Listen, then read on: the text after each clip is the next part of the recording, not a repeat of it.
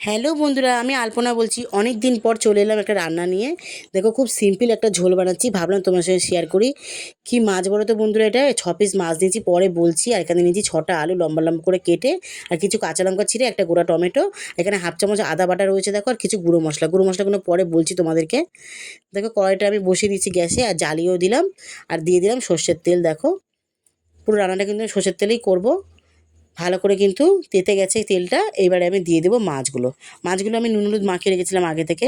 কি মাছ বলো তো বন্ধুরা এটা? তোমরা কমেন্ট করে জানিও তো কী মাছ এটা, তোমাদেরকে পরে বলছি আমি। দেখো, ভালো করে লাল লাল করে ভেজে নিলাম বন্ধুরা মাছটা। এই মাছটা কিন্তু যারা না খাও, এরকম করে কিন্তু রান্না করো, তোমাদের কিন্তু অবশ্যই খেতে খুব ভালো লাগবে কিন্তু বন্ধুরা।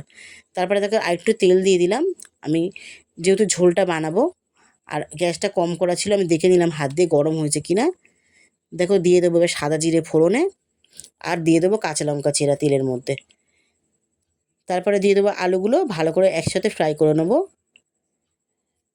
হাফ ভাজা করে নিলেই হবে, বেশি লাল লাল ভাজতে হবে না। তারপরে দিয়ে দেবো নুন পরিমাণ মতন, আর দিয়ে দেবো হলুদ গুঁড়ো। আর যে আদাটা বেটে রেখেছিলাম আমি, জলে গুলে রেখেছিলাম হাফ চামচ, ওর মধ্যে দেখো হলুদ গুঁড়ো, নুন, আর গুঁড়ো লঙ্কা, জিরের গুঁড়ো, আর কাশ্মীরি রেড চিলি পাউডার, আমি ওটা একসাথে ভালো করে জলে, আদার জলে গুলিয়ে নেবো।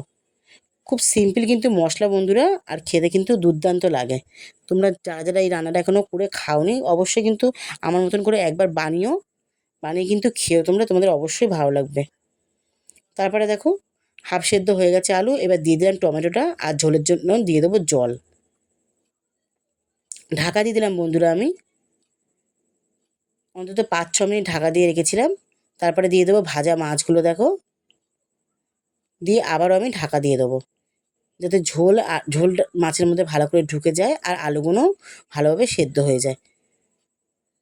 তারপর 5 মিনিট পর দেখো, ঢাকাটা খুলে নিলাম। ঝোলটা পুরো আমাদের রেডি হয়ে গেছে বন্ধুরা।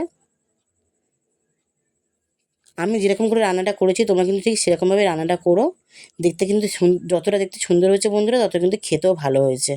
বিশ্বাস করো, তোমরা না করে খেয়ে বুঝতে পারবে না। এবার দেখো, গামলা ঢেলে তোমাদেরকে দেখাচ্ছি আমি। তো রেসিপিটা কীরকম লাগলো অবশ্যই জানিও, ভালো লাগলে লাইক কমেন্ট শেয়ার করে দিও। টাটা বন্ধুরা।